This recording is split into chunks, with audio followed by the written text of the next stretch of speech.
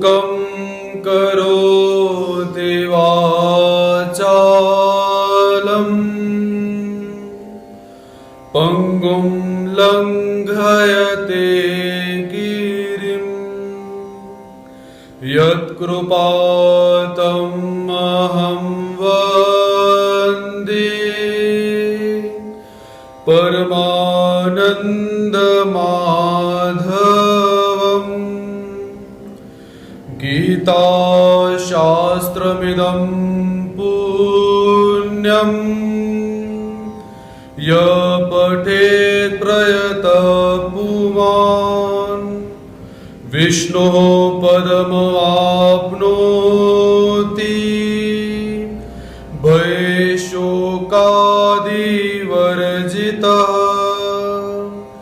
गीताध्ययनशीलस्य प्राणायामपरस्य च नैव सन्ति पापानि पूर्वजन्म कृतानि च। मलनिर्मोचनं पुंसां जलस्नानं दिने दिने सकृत्केताम्बसी स्नानम् संसारमलनाशनम्।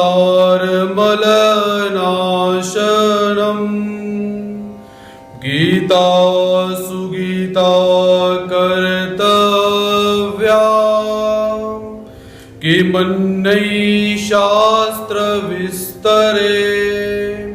या स्वयं पद्मनाभस्य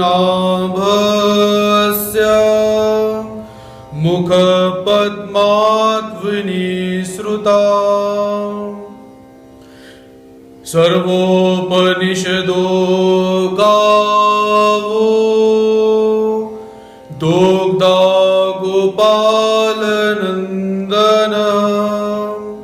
पार्थो वत्स सुधीर्भुक्ता दुग्धं गीतामृतं महत्।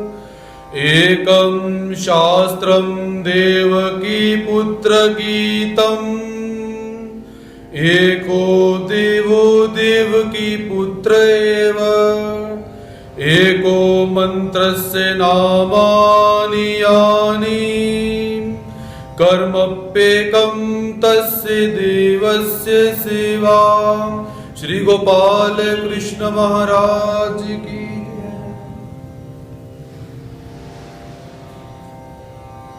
जो अपने हाथों में बंसी तथा चाबुक और गले में दिव्य माला को धारण किए हुए हैं एवं जो प्राणियों के मन का तथा मोह का हरण करने वाले हैं, उन पार्थ सारथी धर्म धुरंधर दिव्य स्वरूप भगवान श्री कृष्ण महाराज जी के चरणारविंदों में प्रणिपात करते हैं।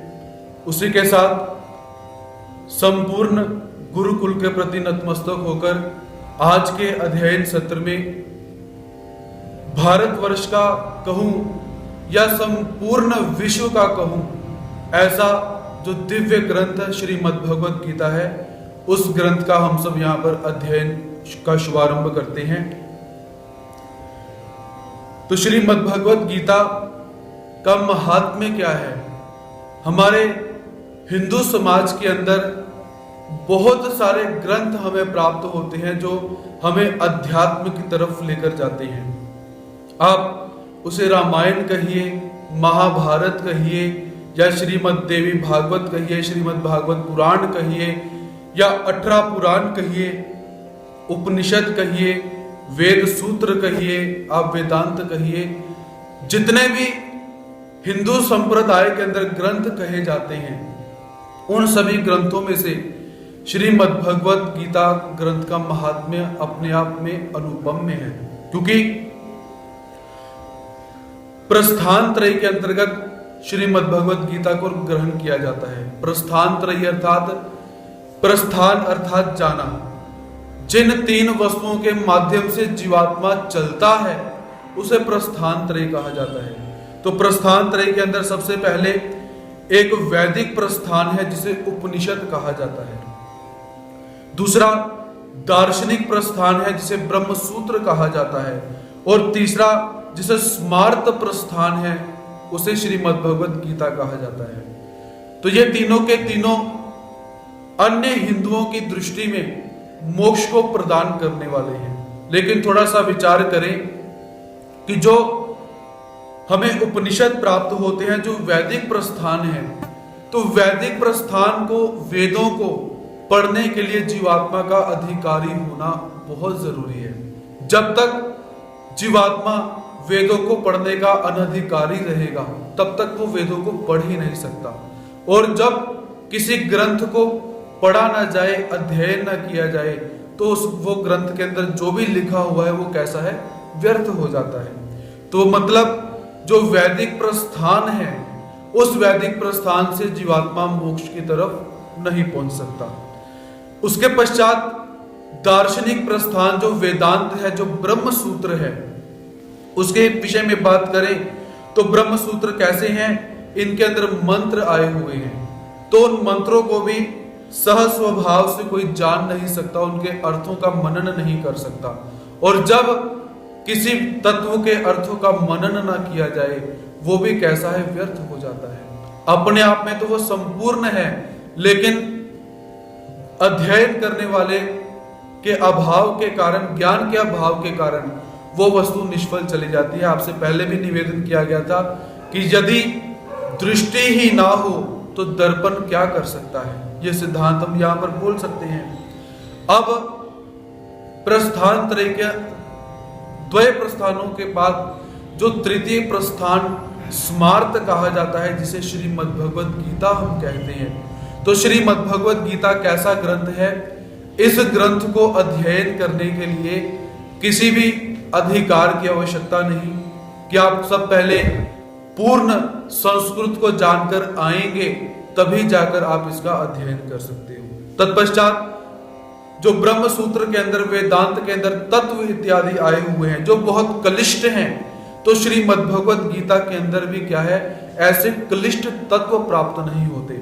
इसे यदि कोई प्रेम भाव से बैठकर अध्ययन करना आरंभ कर दे, पढ़ना शुरू कर दे, तो श्रीमद् भगवद गीता धीरे धीरे अपने आप समझ में आनी शुरू हो जाती है। लेकिन शर्त वही, विश्वास और भाव का होना बहुत जरूरी है। तो ऐसे श्रीमद् भगवद गीता ग्रंथ की जो महिमा है वो बहुत ही अगाध है, असीम है। और यह भगवत ग्रंथ बहुत ही अलौकिक विचित्र ग्रंथ हमें प्राप्त हुआ पड़ा है, जो एक साधक को साधना करते करते साध्य की तरफ लेकर चला जाता है। इस ग्रंथ को किसी भी वर्ण का व्यक्ति पढ़ सकता है, किसी भी जाति का व्यक्ति पढ़ सकता है, विद्वान पढ़ सकता है, अविद्वान पढ़ सकता है, ज्ञानी पढ़ सकता है, अज्ञानी पढ़ सकता है। भाव हो, श्रद्धा हो, तो इस ग्रंथ को कोई भी पढ़ सकता है, क्योंकि परमात्मा ने इस ग्रंथ को मात्र अर्जुन के लिए निवेदन नहीं किया, जन समुदाय के कल्याण के लिए श्रीमद् भगवद गीता का जो अध्ययन है, वो जो निरूपण है, वो किया गया हुआ है। और दूसरी श्रीमद् भगवद गीता ग्रंथ की विशेषता क्या है, आप इस ग्रंथ को जिस समय में अध्ययन करते हो तो आपको ऐसा प्रतीत होता है कि ये ग्रंथ कैसा है, शायद आज की स्थिति को ध्यान में रखते हुए बोला गया है। यदि इसे कोई युवा पढ़े तो उस युवा को क्या प्रतीत होगा कि ये ग्रंथ केवल युवा वर्ग के लिए निरूपण किया गया है। यदि कोई वृद्ध इसे पढ़ने के लिए बैठता है तो उसे क्या अनुभूति होती है कि ये श्रीमद् भगवद गीता ग्रंथ जो है वो केवल वृद्धों के लिए निरूपित किया गया है। यदि कोई व्यापारी इसे पढ़ता है तो उसे व्यापार के इतने तत्व इसमें से प्राप्त होते हैं, तो वो क्या मन में विचार करता है कि ये श्रीमद् भगवद गीता ग्रंथ तो व्यापार को ध्यान में रखते हुए बोला गया है। कोई अध्यात्म संन्यास्त सन्यासी इसे पढ़ने के लिए बैठता है, अध्यात्म मार्ग का साधक इसे पढ़ने के लिए बैठता है, तो उसके मन में क्या आता है कि यह श्रीमद् भगवद गीता तो अध्यात्म को ध्यान में रखे हुए बोला हुआ है। कोई दार्शनिक व्यक्ति इसका अध्ययन करे तो उसे क्या अनुभूति होती है कि इसके अंदर दर्शन ही दर्शन भरा हुआ है। तो ये एक स्वतंत्र दार्शनिक ग्रंथ है, तो इसका अध्ययन हम दार्शनिक जो है वो कर सकते हैं। इसके पश्चात कोई साहित्यिक व्यक्ति से पढ़ने के लिए बैठे, जो साहित्य के प्रेमी होते हैं, वो अगर मन में विचार करे कि ये ग्रंथ तो साहित्य से परिपूर्ण है, लगता है भगवान श्री कृष्ण महाराज जी ने साहित्य को ध्यान में रखते हुए इस ग्रंथ का निरूपण किया होगा। और जब कोई योगी इसे पढ़ने के लिए बैठता है, योग दर्शन योग साधना को करने वाला बैठता है, तो उसे क्या प्राप्त होता है कि ये श्रीमद् भगवत गीता ग्रंथ जो है ये योग साधना के ऊपर ग्रंथ हमें प्राप्त होता है। ऐसा ये एक निराला ग्रंथ हमें प्राप्त होता है। जैसे भी कोई पढ़ने के लिए बैठता है उसे ऐसा प्रतीत होता है कि शायद ये हमारे लिए ही बोला गया हुआ है। इसके विपरीत इस ग्रंथ की एक और विशेषता कि यदि कोई जीवात्मा श्रीमद्भगवत गीता के अंदर से द्वैत सिद्धांत को खोजने का प्रयास करता है, द्वैत अर्थात दो, जीवात्मा और परमात्मा का भेद ढूंढने के लिए बैठता है, तो उसे यहाँ पर द्वैत भी प्राप्त होता है। और कोई अद्वैत को ढूंढने के लिए श्रीमद्भगवत गीता को खोलता है तो उसे अद्वैत परक सिद्धांत भी प्राप्त होते हैं। कोई विशिष्टाद्वैत को ढूंढने का प्रयास करे तो उसे श्रीमद्भगवत गीता के अंदर विशिष्टाद्वैत प्राप्त होता है।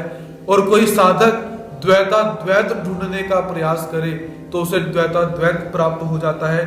और कोई विशुद्धाद्वैत को ढूंढने का प्रयास करे तो उसे विशुद्धाद्वैत श्रीमद्भगवत गीता में से प्राप्त होता है। कोई अचिंत्य भेदा भेद को देखने के लिए गीता को खोलता है, अध्ययन करता है, तो उसे अचिंत्य भेदा भेद का जो सिद्धांत है वो उसे प्राप्त हो जाता है। अर्थात ये ग्रंथ कैसा है, इस ग्रंथ को जैसा जैसा आप पढ़ते जाओगे, जैसा जैसा आप अध्ययन करते जाओगे, वैसे वैसे आपको नए तत्व की निष्पत्ति होती रहेगी, आपको नया नया अर्थ समझ आता रहेगा। आज के समय में देखिए श्रीमद्भगवत गीता के ऊपर अनेकों व्याख्यान हो चुके हैं, अनेकों टीकाएं हो चुकी हुई हैं, अनेकों लिखान हो चुके हुए हैं, लेकिन तब भी क्या है, श्रीमद्भगवत गीता अपने उस ताजे स्वरूप को वैसे के वैसे धारण किए हुए बैठी है। कभी कभी क्या होता है कि हमने किसी ग्रंथ को एक बार पढ़ा, दो बार पढ़ा, तीन बार पढ़ा, चार बार पढ़ा, तो पांचवी बार क्या होता है कि हमें लगता है कि ये तो पढ़ा हुआ है, बासी हो चुका है, क्योंकि कथाएं इत्यादि भी बासी हो जाती है, ताजी नहीं रहती। लेकिन श्रीमद्भगवत गीता का ग्रंथ कैसा है, ये अनुभव करने की बातें हैं।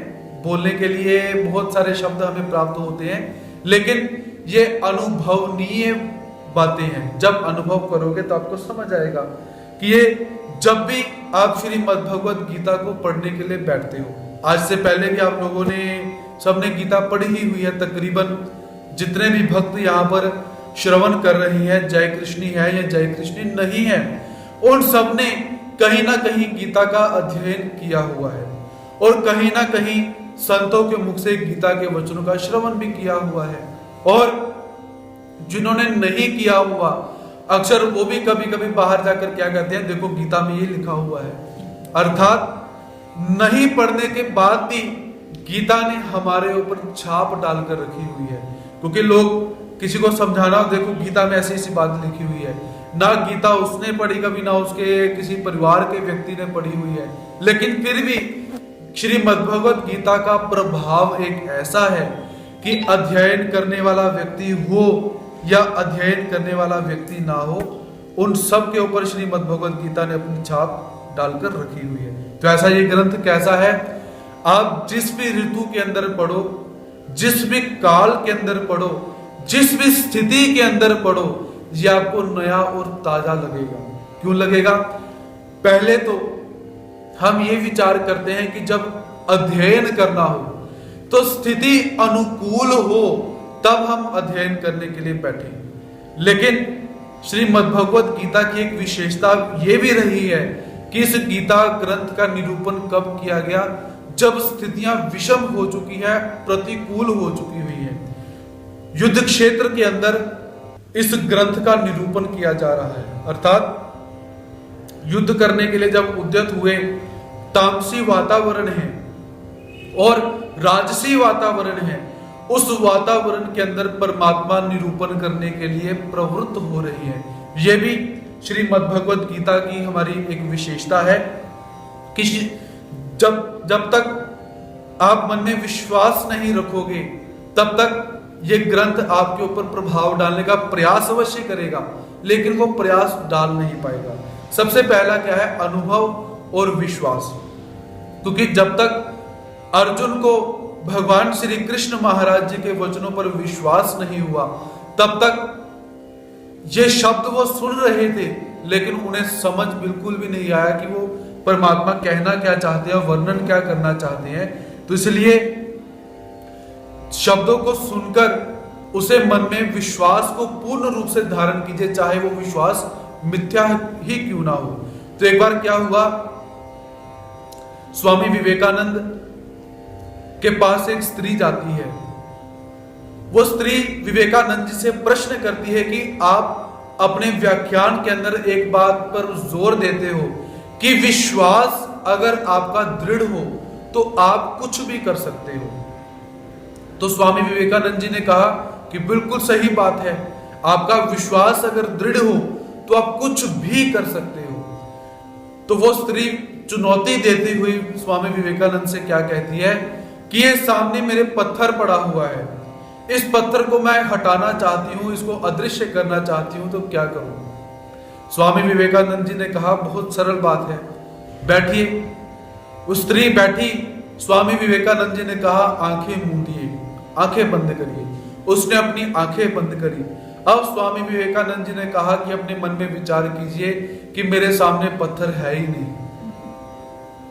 विश्वास पक्का होना चाहिए, आप कुछ भी कर सकते हो, नहीं होने वाला काम भी आप कर सकते हो। जरूरी नहीं कि जाकर उस पत्थर को धकेला जाए, उस पत्थर को अपनी नजरों से ओझल किया जाए, फिर जाकर वो पत्थर अदृश्य हो। आप साधना के माध्यम से, ध्यान के माध्यम से, आंखों को बोलकर भी कुछ भी कर सकते हो। तो ऐसा विश्वास अगर हम परमात्मा के इस ग्रंथ में रखते हैं, श्रीमद् भगवत गीता के ग्रंथ में रखते हैं, तो ये ग्रंथ कैसा है? कुछ भी करने में समर्थ है। क्योंकि परमात्मा ने जब इस ग्रंथ का निरूपण किया, परमात्मा उस समय अर्जुन को यह भी गुस्से में बोल सकते थे कि मेरी आज्ञा है, तीर चलाओ और इनको मार। क्योंकि अर्जुन को परमात्मा की बात माननी ही पड़ेगी। तो परमात्मा ने 18 अध्याय 700 श्लोक क्यों बता दिए? चलो वो भी बता दिए, अब बीच में योग बताने की क्या आवश्यकता थी कि योग करो? अब युद्ध भूमि के अंदर क्या अर्जुन ने योग करने के लिए बैठना है? नहीं। अब युद्ध भूमि के अंदर 5 महत्भूत होते हैं, 5 तत्व होते हैं, ये गुह्य ज्ञान है, ये बताने की क्या आवश्यकता? लेकिन ये जो ग्रंथ श्रीमद् भगवत गीता ग्रंथ है, ये अपनी ऐसी विशेषताओं को लेकर ही उत्पन्न हुआ पड़ा है कि जिसके उत्पन्न होने की विशेषताएं ही दिव्य हैं। नहीं तो निरूपण करने का स्थान निश्चित किया जाता है, तैयारी की जाती है, बैठा जाता है, फिर जाकर निरूपण किया जाता है। लेकिन यहाँ पर क्या क्या है? कोई वातावरण नहीं, कोई स्थिति नहीं, कोई सुनने का इच्छुक नहीं, कोई बताने का इच्छुक नहीं है।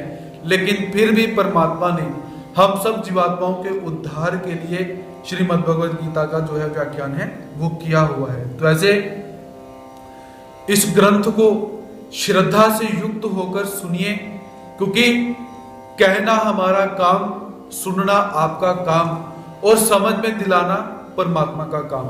यदि आप शब्दों के ऊपर अविश्वास रखकर इसका अध्ययन करोगे तो आपको शाब्दिक अर्थ जो है वो अवश्य प्राप्त हो जाएंगे। लेकिन जब आप इस तत्व को समझने के लिए इसका अध्ययन करोगे तो तब धीरे धीरे जाकर आपको तत्व समझ आएंगे। तो ऐसा परमात्मा का ये जो दिव्य ग्रंथ है श्रीमद् भगवत गीता, तो इसका हम अध्ययन यहाँ पर प्रारंभ करेंगे। तो उससे पूर्व गीता को गीता क्यों कहा जाता है? तो गीता अर्थात गीत, गीता शब्द हमारे संस्कृत के अंदर नहीं प्राप्त होता। शुद्ध शब्द क्या है? गीत। अगर हिंदी के अंदर हम बात करते हैं तो गीत से गीता शब्द का निर्माण हुआ। गीत अर्थात गाय लीली। भगवान श्री कृष्ण महाराज जी ने अर्जुन को गाकर सुनाई हुई है, इसलिए गीता कहा जाता है। और दूसरा श्रीमद् भगवत गीता, यह भी शब्द हम प्रयोग में लाते हैं। श्री अर्थात अर्थ जो आपको पहले ही बताए हुए हैं, वो सारे के सारे अर्थ लगाएं तो यहां पर मुख्य अर्थ क्या लगाएं? जिस ग्रंथ के अंदर श्री की संपन्नता है। श्री अर्थात माया भी ले सकते हैं और लक्ष्मी भी ले सकते हैं। लक्ष्मी अर्थात द्रव्य, संपत्ति, ज्ञान इत्यादि अर्थ हम लगा सकते हैं।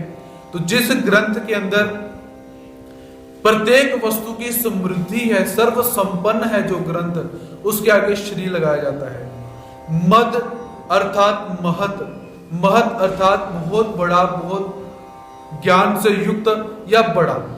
श्रीमद् भगवत, भगवत अर्थात साक्षात भगवत स्वरूप, जो साक्षात भगवान श्री कृष्ण महाराज जी की प्रतिमूर्ति है, ऐसी भगवत। भग किसे कहा जाता है? जिसके अंदर 6 प्रकार के ऐश्वर्य होते हैं। ऐश्वर्यस्य, समग्रस्य, धर्मस्य, यशः, श्रिय, ज्ञान, वैराग्योश्चैव षडाणाम भग इति रणा।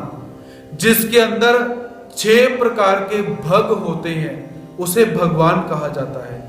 और वो 6 प्रकार के भग भगवान जी में भी है और भगवान की इस गीता के अंदर भी वो सारे के सारे जो भग हैं, ऐश्वर्य, धर्म, यश, श्रिय, ज्ञान, वैराग्य इत्यादि जो है, वो सारे के सारे परमात्मा के जो दिव्य स्वरूप हैं वो भी श्रीमद् भगवद गीता के अंदर हमें प्राप्त होते हैं। तो ऐसे श्रीमद् भगवत गीता अर्थात जिस ग्रंथ को भगवान श्री कृष्ण महाराज जी ने श्री से संपन्न होकर, षड भगों से संपन्न होकर गाकर सृष्टि के कल्याण के लिए निरूपण किया हुआ है, और जो ग्रंथ जीवात्मा का उद्धार करता है, उस ग्रंथ को श्रीमद् भगवद गीता कहा जाता है।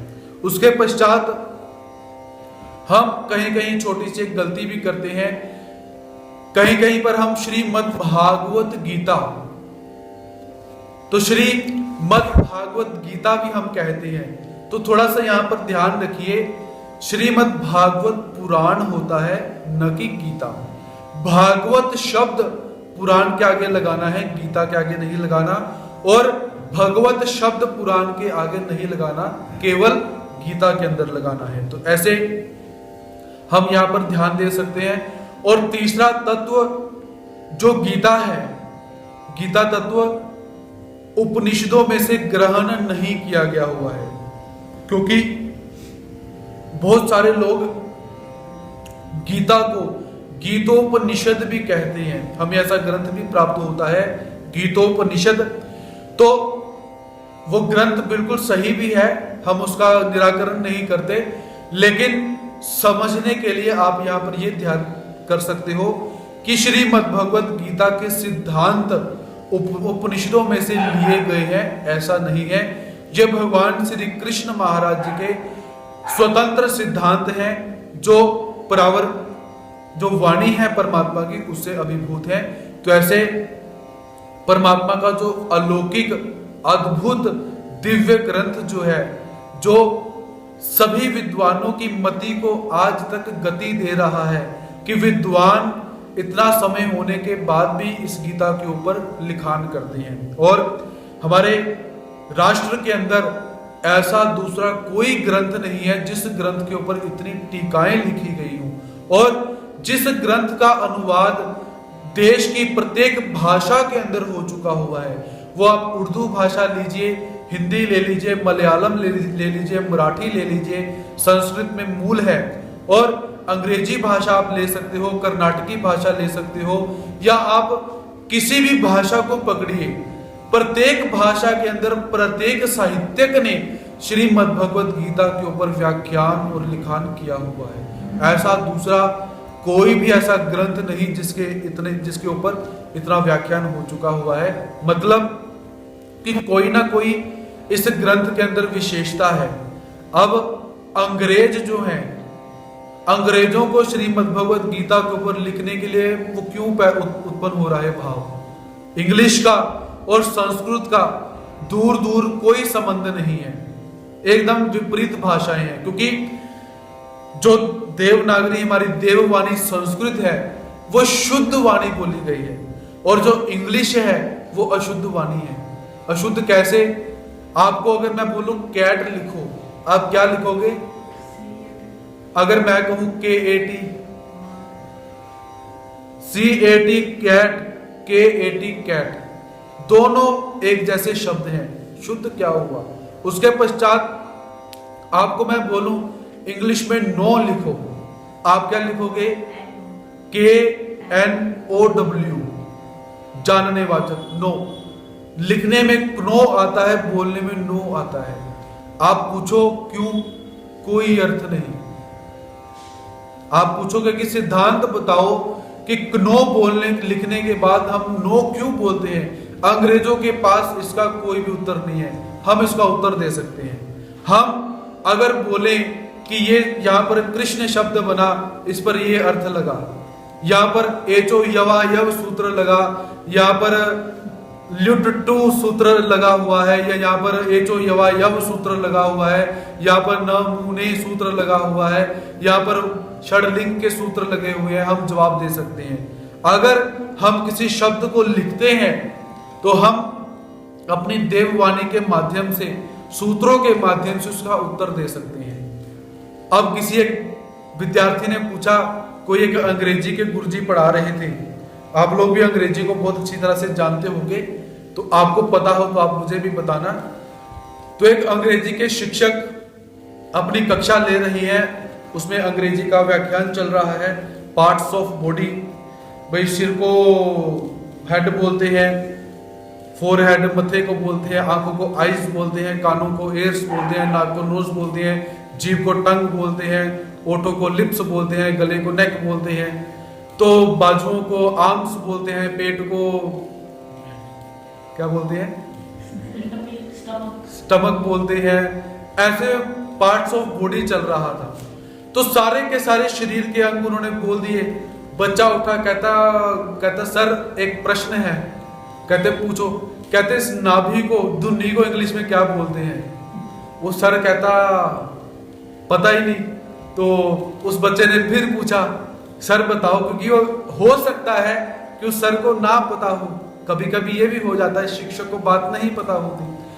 लेकिन अब वो शिक्षक मन में विचार करते हैं कि अगर उत्तर नहीं दिया तो मेरी तो नाक कट जाएगी, बेइज्जती हो जाएगी।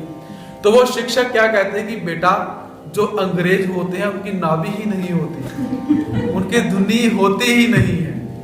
तो ऐसे अंग्रेजी भाषा कैसी है कि ऐसे चलने वाली भाषा है। अगर उत्तर नहीं आया तो बोल दो पता ही नहीं। वोवल्स हम बोलते हैं AEIOU, और हम कहते हैं वोवल्स जो है वो साइलेंट होते हैं। क्यों? होरस लिखते हैं, उसको बोलते हैं ओरस, HORES, ओरस। ऐसे इंग्लिश के अंदर बहुत सारे शब्द हमें प्राप्त होते हैं, लेकिन इंग्लिश का और संस्कृत का दूर दूर से कोई मासी का, कोई मम्मी का, कोई मामे का, ताए का कोई रिश्ता नहीं है। लेकिन फिर भी इंग्लिश को जानने वाले बड़े बड़े जो लिटरेचर हुए हैं, जो साहित्यिक हुए हैं, जो फिलोसफर्स हुए हैं, उन्होंने भी श्रीमद् भगवत गीता को पकड़कर उनके ऊपर इंग्लिश के अंदर बहुत बड़े बड़े लिटरेचर लिखे हुए हैं, व्याख्यान लिखे। क्यों? रामायण इत्यादि के ऊपर क्यों नहीं लिखे? महाभारत हो गया या और श्रीमद् देवी भागवत हो गया जी, और भागवत पुराण हो गया, क्यों नहीं लिखा? क्योंकि ये जो ग्रंथ है ये कैसा है? एक अलौकिक ग्रंथ। ये प्रत्येक जीवात्मा को, प्रत्येक वर्ण के जीवात्मा को, प्रत्येक जाति के जीवात्मा को, प्रत्येक देश के जीवात्मा को, प्रत्येक वेश के जीवात्मा को अपनी तरफ आकर्षित करता है। क्योंकि कृष्ण कैसे हैं? कर्षति सर्व पापेभ्यो इति कृष्ण। वो कृष्ण गोपियों को भी अपनी तरफ खींचते हैं और कंस को भी खींचते हैं। कंस भी क्या करता है कि अक्रूर को भेजता है कि जाओ उसे लेकर आओ, मैं मिलना चाहता हूं, चाहे उसे पता है कि मेरी मौत इस भगवान के हाथ से लिखी हुई है, तब भी वो भगवान को अपनी तरफ खींच रहा है। ऐसे भगवान हमारे कृष्ण महाराज जी कैसे हैं कि प्रत्येक जीवात्मा को अपनी तरफ खींचते हैं। और परमात्मा का ये जो ग्रंथ है ये भी कैसा है, प्रत्येक व्यक्ति विशेष को अपनी तरफ खींचने का साहस रखता है और खींचता भी है। तो ऐसे जो श्रीमद् भगवत गीता की महिमा है, इस महिमा के ऊपर हम लगातार 10 दिन भी हम बोले तो भी कम है, क्योंकि परमात्मा का ग्रंथ कैसा है, अगाध। अगाध अर्थात उसकी महिमा के लिए शब्द अपने आप निकलते ही रहेंगे, वो बढ़ते ही रहेंगे। तो श्रीमद् भगवत गीता की अगाध महिमा को यहीं पर हम विराम देते हुए विषय के अंदर प्रवेश को प्राप्त करते हैं। तो भूमिका का यहां पर थोड़ा सा श्रवण करेंगे। द्वापर युग के अंदर पांडव और जो कौरव हैं, इनके अंदर जमीन को लेकर विवाद उत्पन्न हो चुका हुआ है और जुआ खेला गया। जुआ खेलने के पश्चात पांडवों को 12 वर्ष का वनवास और 1 वर्ष का अज्ञातवास, ऐसे 13 वर्ष का वनवास प्राप्त हुआ। तो वनवास प्राप्त होने के पश्चात जब भगवान श्री कृष्ण महाराज जी ने पुनः दुर्योधन इत्यादि से निवेदन किया कि पांडवों का वनवास समाप्त हो चुका है, अपने वादे के अनुसार, अपने वचन के अनुसार इन्हें इनका राज्य वापस लौटा दिया जाए, लेकिन दुर्योधन अपनी उसी बात पर अटका था कि सुई की नोक के समान भी मैं राज्य जमीन इन्हें प्रदान नहीं करूंगा। तो ऐसा जब हुआ, उससे पूर्व द्रौपदी का चीरहरण हो चुका हुआ है। तो ऐसे बहुत सारे दुष्कृत्य होने के बाद युद्ध सुनिश्चित हो चुका हुआ है कि अब युद्ध के अतिरिक्त दूसरा कोई भी उपाय नहीं है, युद्ध अब होगा ही। ऐसा जब सुनिश्चित हुआ तो सुनिश्चित होने के पश्चात युद्ध का प्रारंभ हुआ। तो युद्ध के प्रारंभ से पूर्व महर्षि वेदव्यास जी जो हैं, ये धृतराष्ट्र से बहुत प्रेम करते हैं। तो महर्षि वेदव्यास कैसे हैं कि ये इनके आप पूर्वज बोल सकते हो, क्योंकि विचित्रवीर्य इत्यादि जो राजा हुए ये ऋषि वेदव्यास से ही प्राप्त उत्पन्न हुए हैं। अंबालिका और अंबा ऐसे जो उनकी महारानियां थी, तो ऋषि वेदव्यास के सहयोग से ही आगे ये उत्पन्न हुए हैं सारे। तो इसलिए वेदव्यास का धृतराष्ट्र से बहुत प्रेम था। तो वेदव्यास धृतराष्ट्र के पास आते हैं और आकर उसे निवेदन करते हैं कि धृतराष्ट्र, युद्ध का होना सुनिश्चित हो चुका हुआ है, तो क्या तुम युद्ध को देखना चाहते हो? तो धृतराष्ट्र क्या कहता है कि मैं अपने पूरे जीवन अपने आप को कोसता रहा कि मैं अंधा हूं, लेकिन अब मुझे अच्छा प्रतीत हो रहा है कि मैं वास्तव में अंधा हूं, क्योंकि मैं इतना नरसंहार नहीं देख पाऊंगा। तो महर्षि वेदव्यास जी क्या कहते हैं कि धृतराष्ट्र, ये जितना भी संहार होने वाला है या आरंभ हो चुका हुआ है, इसके पीछे कहीं ना कहीं तू कारणीभूत है। तो तू भी इस नरसंहार को देख, तुझे भी दुख होना चाहिए। तू पूरी जिंदगी अंधा बनकर रहा हुआ है, लेकिन अब अंधा बनकर तू नहीं रहेगा। इसलिए मैं तुझे दिव्य दृष्टि प्रदान करता हूं, जिससे तू महाभारत का ये जो युद्ध है, ये पूरा का पूरा युद्ध देख सकता है।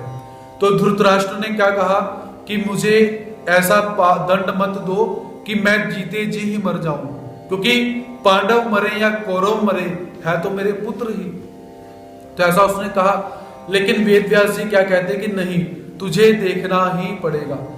तो उसने क्या कहा कि धृतराष्ट्र ने कि मेरा ये जो मंत्री है संजय, आप इसे दिव्य दृष्टि प्रदान करो, ये मुझे बताता रहेगा। ऐसा उल्लेख भी हमें प्राप्त होता है। और दूसरा ऐसा उल्लेख भी प्राप्त होता है कि जो धृतराष्ट्र है वो स्वयं कहते हैं कि मैं युद्ध देखना चाहता हूं। ऐसा पाठवेद में प्राप्त होता है। तो तब व्यास जी ने संजय को दिव्य दृष्टि दी। तो संजय ने क्या करा कि संपूर्ण युद्ध का, संपूर्ण घटनाओं का, प्रत्येक एक एक वस्तु का जो वर्णन है वो धृतराष्ट्र को सुनाया हुआ है। तो इसे हम आज की भाषा में क्या बोल सकते हैं कि लाइव टेलीकास्ट आज की भाषा में। और उसी के साथ पूरी की पूरी डॉक्यूमेंट्री। आप मैच देखते हो कि नहीं, तो उसमें क्या होता है कि डॉक्यूमेंट्री करते हैं कि इसने अभी छक्का मारा जी, उसने अभी चौका मारा जी, रन ले रहे हैं, ऐसा कर रहे हैं, वैसा कर रहे हैं। तो उस समय संजय और धृतराष्ट्र लाइव टेलीकास्ट को देखकर संजय जो कमेंट्री है, डॉक्यूमेंट्री है, वो कर रहे हैं। आज की भाषा के अंदर हम समझ सकते हैं। तो वास्तव में हुआ भी। तो जो लोग कहते हैं कि विज्ञान बहुत तरक्की कर चुका हुआ है, उनके लिए उनसे मैं यही निवेदन करूंगा कि विज्ञान ने कोई तरक्की नहीं की। विज्ञान इज इक्वल टू अभी भी जीरो है। उस समय बिना साधनों से भी देखा जा रहा है, सुना जा रहा है। आज तो हमें साधन चाहिए, किसी से बात करना है तो टेलीफोन चाहिए, उसको चार्ज भी करना पड़ेगा, रिचार्ज भी करना पड़ेगा, उसके अंदर इंटरनेट भी होना चाहिए, वाईफाई भी होना चाहिए, सब कुछ होना चाहिए। बीच में सिम कार्ड भी डलवाओगे, बीच में आईडी प्रूफ भी दोगे, फोन भी खरीदोगे जी, कवर भी होना चाहिए, ये भी होना चाहिए, वो भी होना चाहिए। लेकिन उस समय किसी भी वस्तु की अपेक्षा नहीं है। सामर्थ्य के प्रभाव से विज्ञान कार्य करता है। इसीलिए हमारा विज्ञान कोई आगे नहीं बढ़ा, हमारा विज्ञान पीछे जा रहा है। और विचार करो, उस समय एक जगह से दूसरी जगह जाना हो, आज के समय में हवाई जहाज उड़ता है, तो हम क्या देखते हैं कि यार कितना विज्ञान ने तरक्की करी। लेकिन विज्ञान ने कोई तरक्की नहीं करी, क्योंकि पुराने समय में लोग क्या थे, बिना जहाज के ही पहुंच जाते थे। यहां बैठे जी, मंत्र बोला जी, यहां सुन के वहां पहुंच गए जी। अर्थात पुराने समय के अंदर साधनों की आवश्यकता नहीं, लेकिन कार्य हो रहे हैं। और पुराने साधन के अंदर हम एक टेलीस्कोपी बोलते हैं। टेलीस्कोपी अर्थात एक दिमाग से दूसरे दिमाग से बात करना।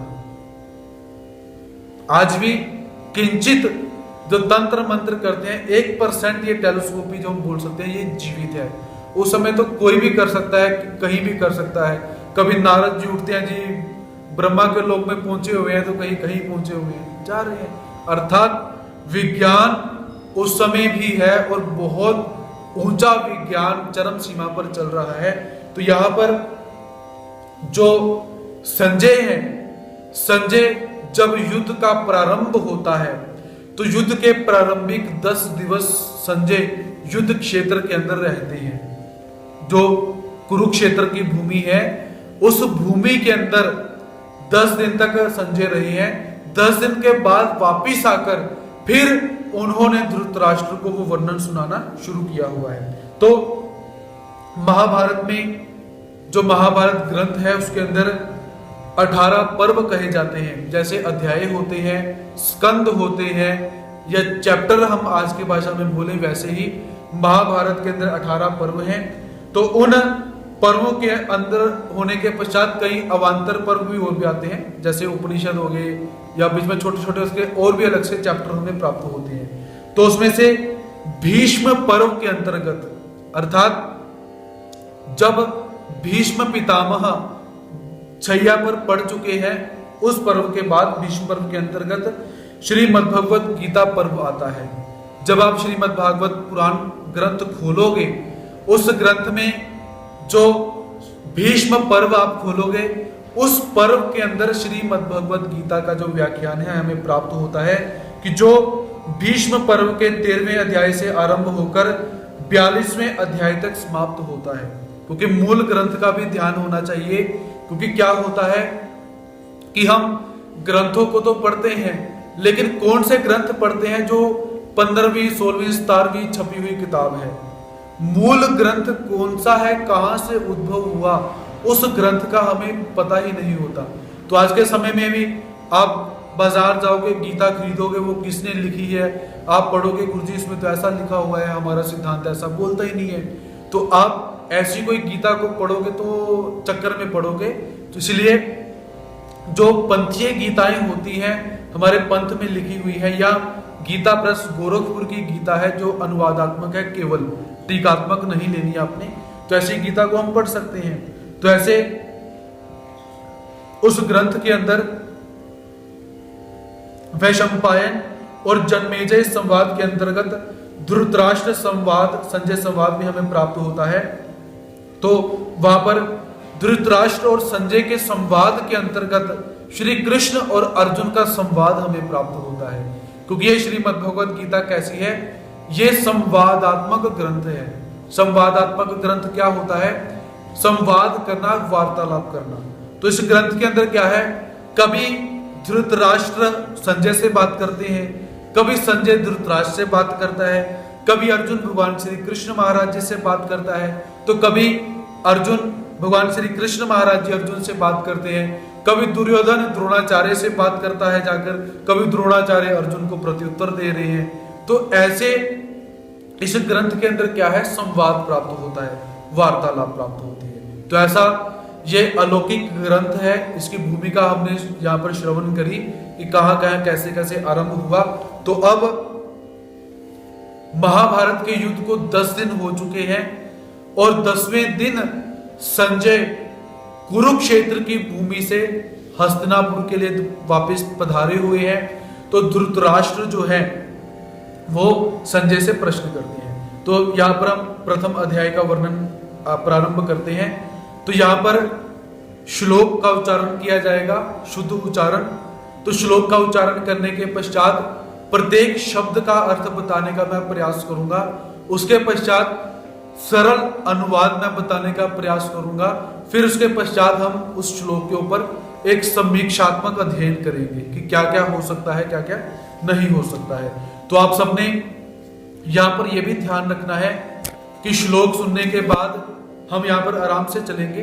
तो श्लोक सुनने के बाद क्या है, घरों में बैठकर सभी ने इन श्लोकों का आवर्तन भी करना है, इन श्लोकों को याद भी आप सबने करना है। अथ प्रथमोऽध्यायः धृतराष्ट्र उवाच।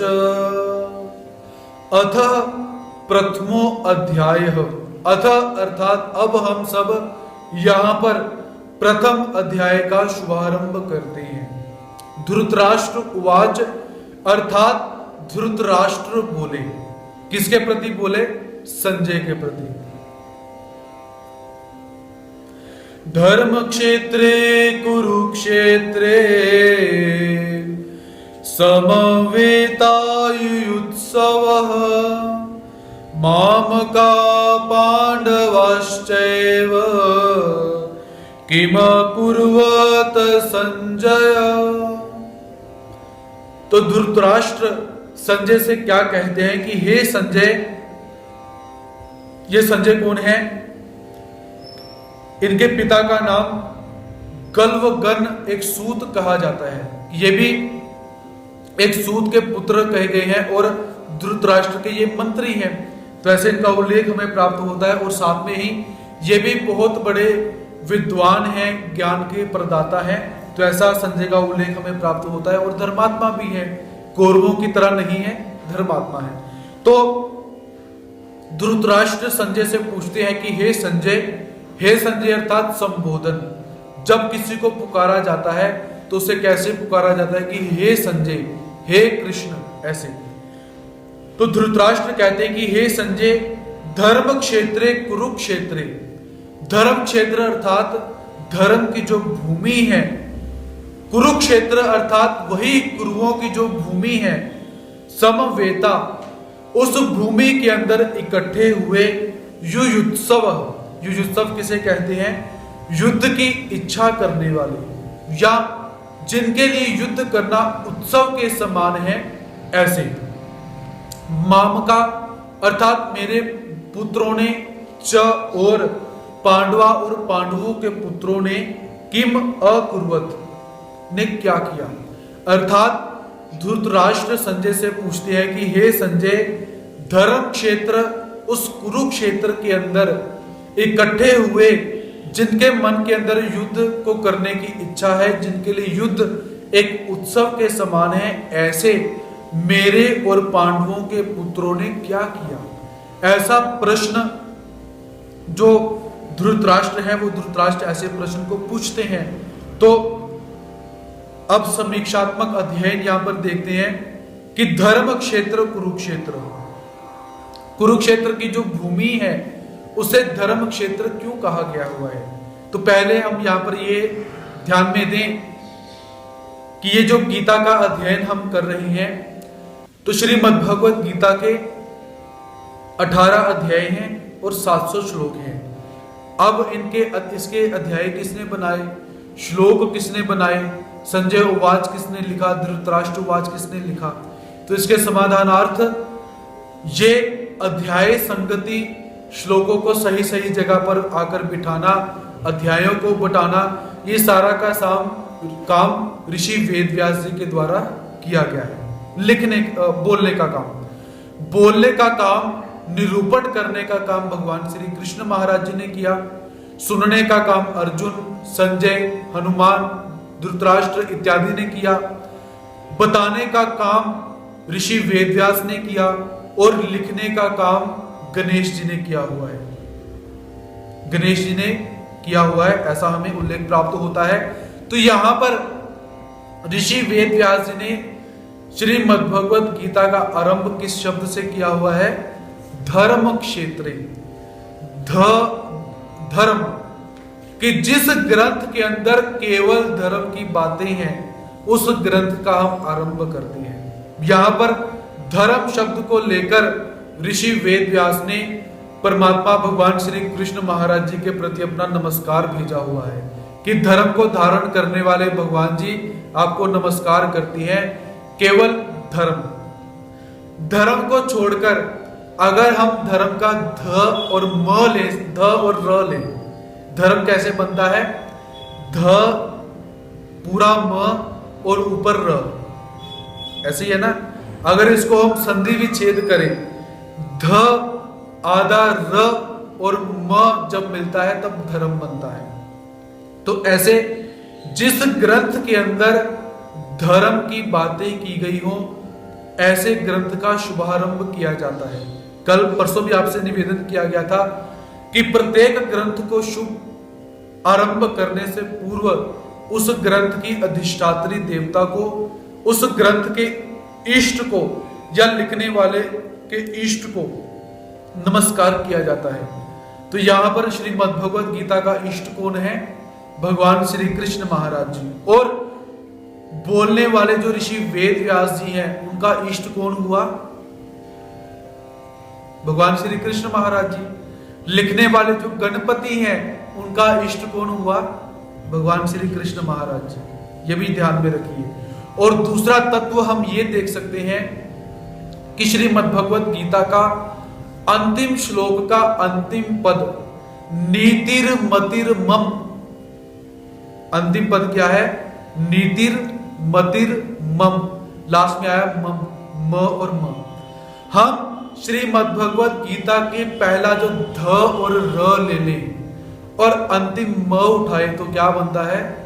धर्म। अर्थात जिस ग्रंथ के अंदर केवल और केवल धर्म भरा हुआ है, उस ग्रंथ का हम यहां पर शुभारंभ करते हैं और धर्म शब्द का उच्चारण करके भगवान श्री कृष्ण महाराज जी की यहां पर वंदना ऋषि वेदव्यास जी करते हैं। तो इसलिए सबसे पहले क्या शब्द आया? धर्म क्षेत्र। तो धर्म क्षेत्र, कुरुक्षेत्र को धर्म क्षेत्र क्यों कहा गया हुआ है? क्योंकि इस कुरुओं की भूमि पर पहले के समय के अंदर, प्राचीन समय के अंदर बहुत सारे देवी देवताओं ने आकर तपस्या करी हुई है और यज्ञ दान इत्यादि किया हुआ है। उसके पश्चात जो धर्मात्मा कौरव हुए, कौरव पहले के जो कौरव थे वो कैसे हैं? धर्मात्मा। अब के जो कौरव हैं वो कैसे हैं? अधर्मात्मा। तो जो कौरव हैं वो कौरव कैसे हैं? धर्म से युक्त हैं। तो उन्होंने भी इस भूमि के ऊपर बहुत सारी तपस्या की हुई है, बहुत सारा दान धर्म इत्यादि किया हुआ है। तो इसलिए इस भूमि को धर्म क्षेत्र कहा गया हुआ है। और किसी एक आख्यायिका के अनुसार, पुरानी कथा के अनुसार ऐसा भी मत हमें प्राप्त होता है कि किसी एक कुरुवंशीय राजा के द्वारा यहाँ पर तपस्या की गई थी और तपस्या करने के पश्चात उसने वरदान मांगा था कि जो भी इस भूमि पर आकर मृत्यु को प्राप्त हो, इस भूमि में आकर धर्म करे, अधर्म करे या मृत्यु को प्राप्त हो, तो उसे जो स्वर्ग लोक है वो प्राप्त होना चाहिए, ऐसा मैं वरदान प्राप्त करता हूं। तो इस हेतु से भी जो धर्म क्षेत्र है, जो कुरुक्षेत्र है, उसे धर्म क्षेत्र कहा गया हुआ है। उसके पश्चात दूसरा और हम यहां पर विचार कर सकते हैं कि इस धर्म क्षेत्र की भूमि का चुनाव ये क्यों किया गया। जिसने भी इस भूमि का चुनाव किया होगा उसके मन में यही एक बात रही होगी कि युद्ध क्षेत्र के अंदर बहुत सारा नरसंहार होने वाला है, बहुत सारे लोग मरने वाले हैं, तो क्यों ना ऐसी भूमि के अंदर युद्ध किया जाए जिस भूमि में मरने वालों की भी सदगति हो। तो इसलिए इस भूमि का यहाँ पर चयन किया गया है, इसलिए इसे धर्म क्षेत्र कहा गया हुआ है। और दूसरा, क्षेत्र शब्द जो है उसे हम युद्ध क्षेत्र के अंदर भी परिणित कर सकते हैं। धर्म क्षेत्र, कुरुक्षेत्र और युद्ध क्षेत्र। क्षेत्र शब्द का अगर हम उत्थान करते हैं तो हम संसार में क्या देखते हैं कि जो युद्ध होता है वो प्राय 3 बातों को लेकर ही युद्ध किया जाता है। आदमी 3 ही ऐसी बातें हैं जिन बातों को लेकर आदमी लड़ने के लिए उद्यत होता है। वो क्या है? भूमि, धन और स्त्री। ये 3 ऐसी चीजें हैं जो कि झगड़े का कारण बनती है, लड़ाई का कारण बनती है। महाभारत के अंदर भी मुख्य रूप से अगर मैं विचार करूं तो मुख्य रूप से 2 तत्व हमारे सामने आते हैं जो युद्ध के लिए, युद्ध का कारण बने हैं। तो पहला युद्ध का जो सबसे मुख्य कारण मैं मानता हूं वो क्या है? द्रौपदी। सबसे पहला मुख्य कारण द्रौपदी का जो चीरहरण किया गया था वो युद्ध के लिए सबसे बड़ा न्योता दिया गया था, क्योंकि भगवान श्री कृष्ण महाराज जी दुर्योधन से बार बार कहते हैं कि पांडव संतोषी हैं, उन्हें भूमि भी नहीं चाहिए और धन भी नहीं चाहिए, तुम उसे 5 राज्य दे दोगे तो वो इसमें भी खुश हैं। अर्थात भूमि के लिए वाद नहीं है, धन के लिए भी वाद भी नहीं है। वाद का कारण क्या बना? स्त्री। और जो युधिष्ठिर हैं और माता कुंती है, उन्होंने भी युद्ध करने के लिए अंतिम समय तक आज्ञा नहीं दी।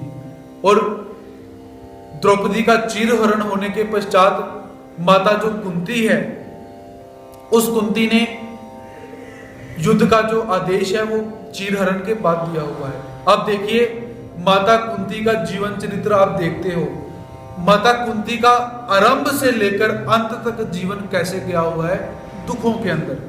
कभी बाल्य अवस्था के अंदर कर्ण का उत्पन्न होना, बिना शादी के पुत्र का उत्पन्न होना दुख, फिर पुत्र का वियोग होना, कर्ण को बहा देना वो दुख, उसके पश्चात पति ऐसा प्राप्त हुआ पीलिया का मरीज वो दुख, फिर संतानें उत्पन्न हुई उनको राज्य नहीं मिला वो दुख, कौरवों के द्वारा पांडवों को मारना ये दुख, वनवास प्राप्त हो गया ये दुख, जो बहू है उसका चीरहरण हो गया ये दुख। ऐसे बहुत सारे दुख कुंती को मिले हुए हैं।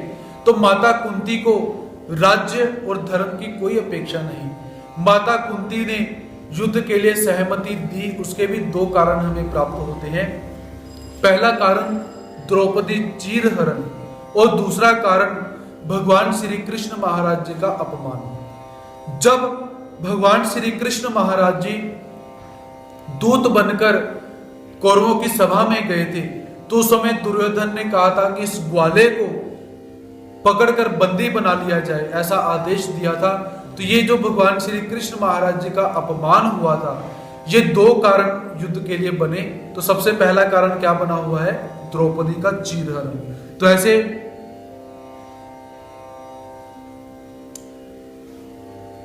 जो हम कारण देख सकते हैं वो बहुत सारे कारण हमें यहां पर प्राप्त होते हैं। और इसके पश्चात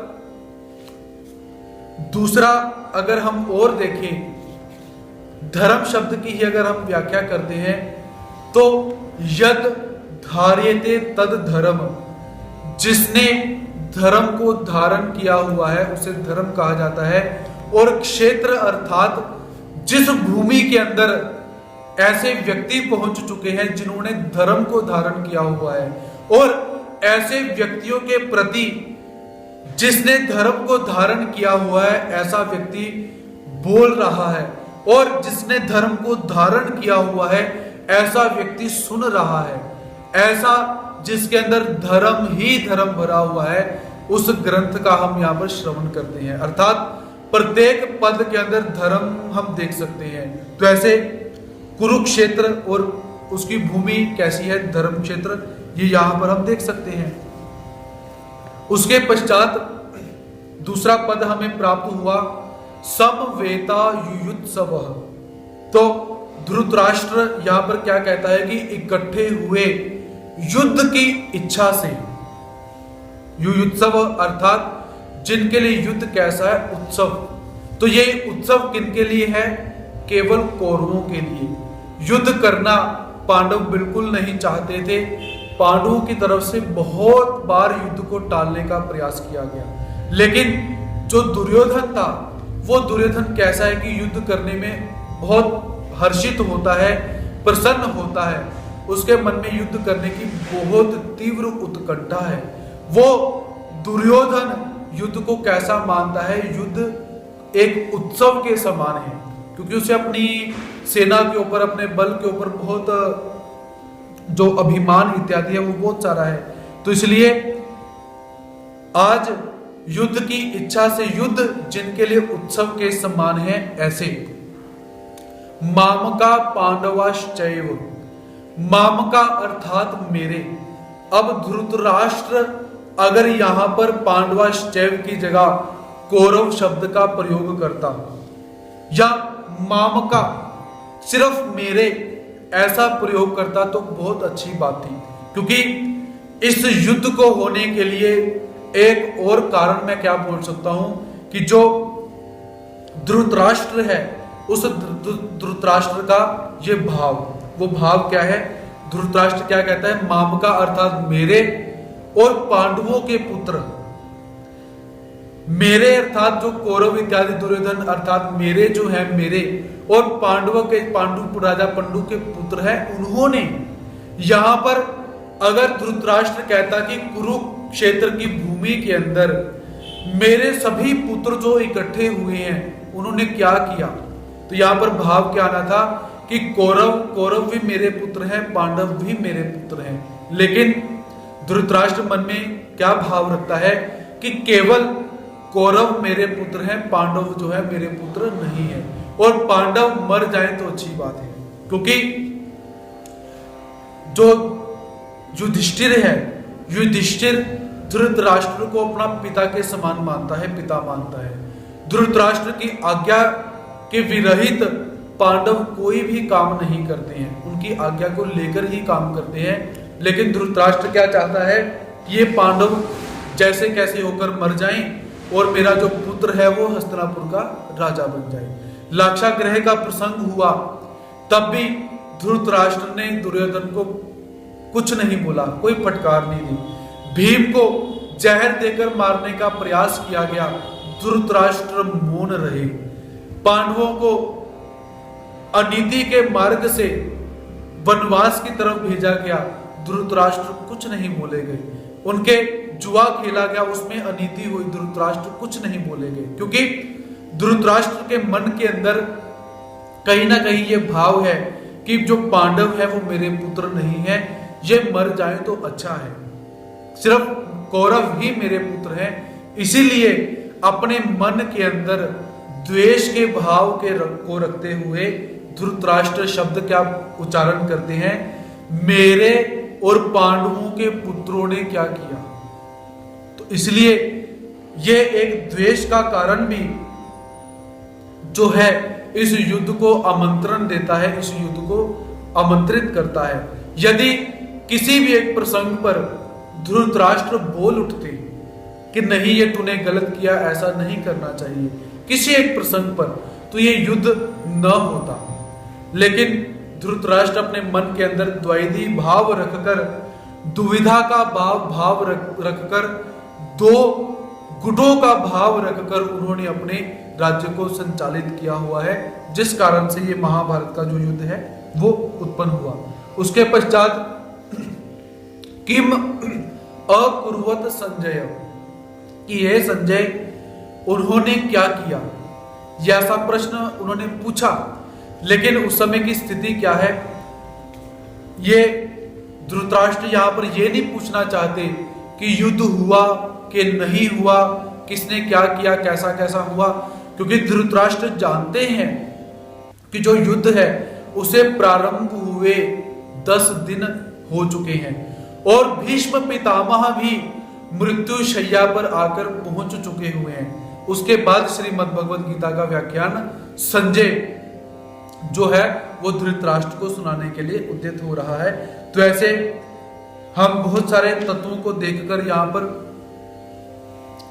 विचार कर सकते हैं कि क्या क्या कैसे कैसे हैं।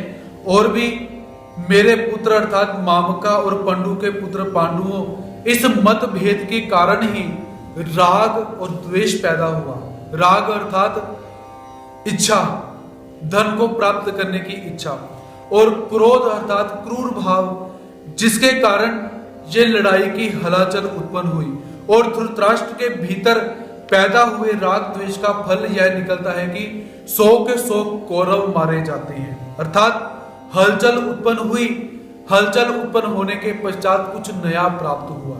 नया क्या प्राप्त हुआ? श्रीमद् भगवद गीता। यदि धृतराष्ट्र अपने मन के अंदर ऐसे भाव न रखते, युद्ध ना होता, तो श्रीमद् भगवद गीता भी उत्पन्न ना होती। सकारात्मक भाव से अगर हम देखें, क्योंकि अच्छी चीज को लेकर बुरी चीज को जो छोड़ता है वही विद्वान होता है।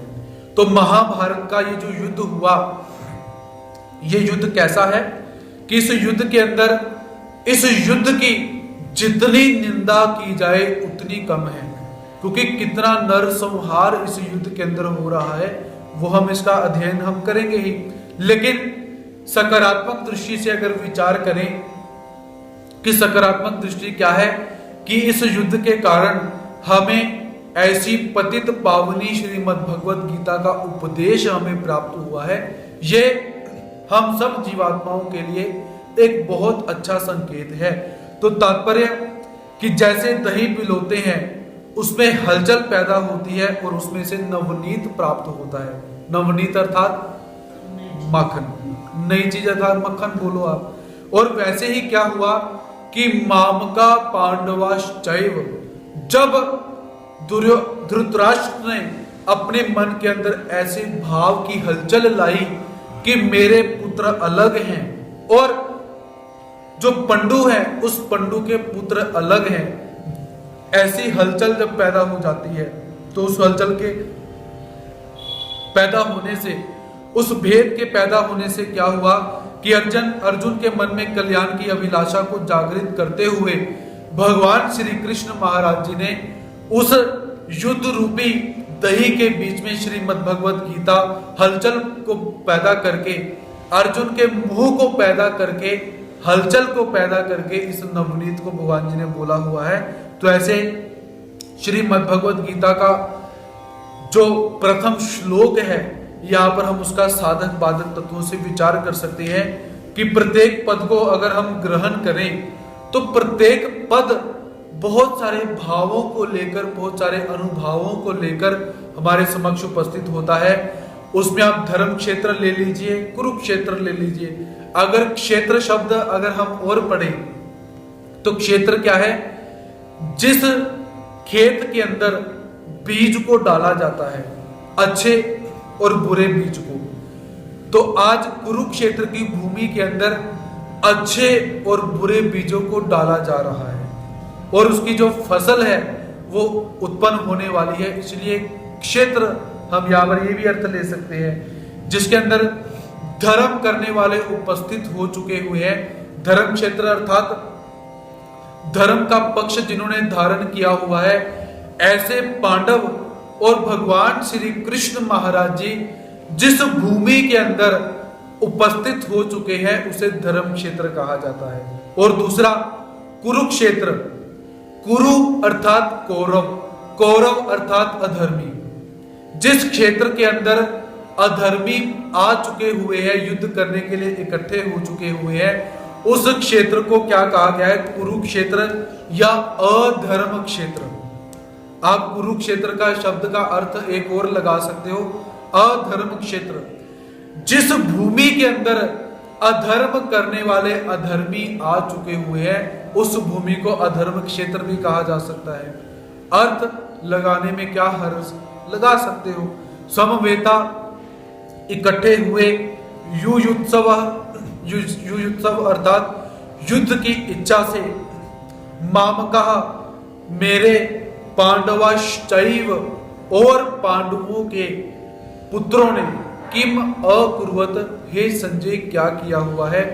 ऐसा प्रश्न जो है वो धृतराष्ट्र संजय से पूछते हैं। और साथ में ही थोड़ी सी संस्कृत की आपको जानकारी देना चाहूंगा कि संस्कृत के अंदर जब पीछे म आता है, उस म को हलंत आया हुआ है, उसको डंडी लगी हुई है, तो या किसी भी शब्द को अगर डंडी लगी हुई है तो आपने उसका उच्चारण कैसे करना है, अ से विरहित।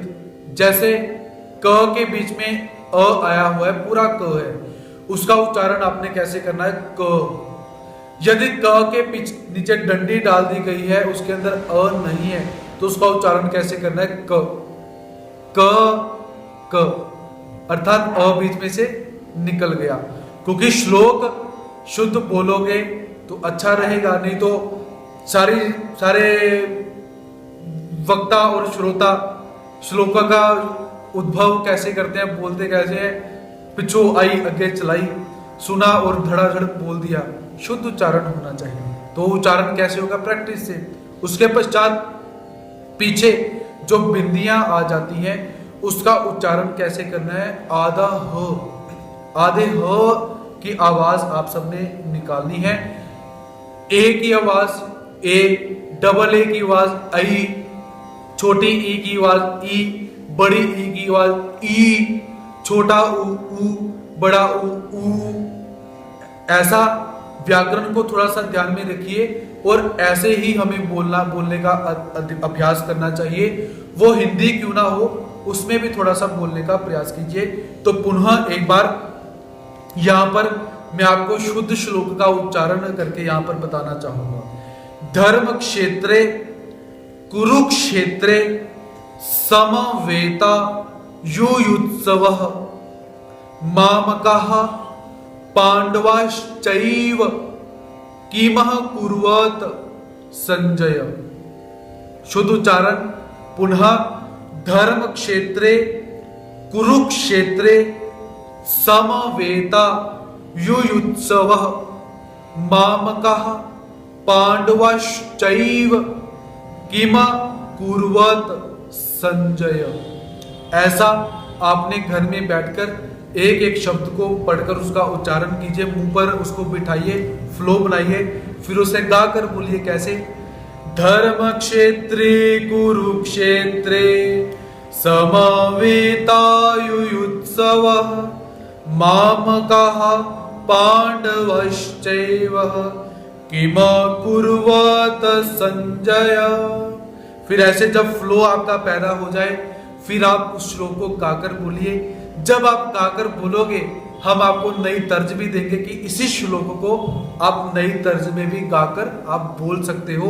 वो आपको यहाँ पर अभी नहीं बताएंगे, क्योंकि अगर अभी बता दिया तो आप इसको भी भूल जाओगे। इसलिए एक चीज को आप ध्यान में रखिए। तो प्रतिदिन का हमारा ये जो सत्र रहेगा, ये सिर्फ 1 घंटे का ही हम इसे रखेंगे, क्योंकि इसके अंदर आज से हमने क्या करना है, घर में बैठकर श्लोक को याद करना है, श्लोक को बार बार रटना भी है। मैं अपने व्याख्यान के अंदर ये ध्यान रखूंगा कि कम से कम श्लोक हो, व्याख्या ज्यादा हो। श्लोक जितने कम होंगे आपको उतना याद करने में अच्छा रहेगा। तो आज से जो क्लासरूम के अंदर आप स्टडी करते हो वो भी मिलेगी आपको, और होमवर्क भी आपको मिला करेगा। वो होमवर्क क्या है, इस श्लोक को आप सबने जो ग्रुप हमने बनाया हुआ है दिव्यानंद सागर करके, उस ग्रुप के अंदर प्रत्येक श्रोता ने जो हमारी क्लास को अटेंड करता है, सुनता है, उसने इस श्लोक को याद करके बोलकर रिकॉर्डिंग डाल के ग्रुप में डालनी है।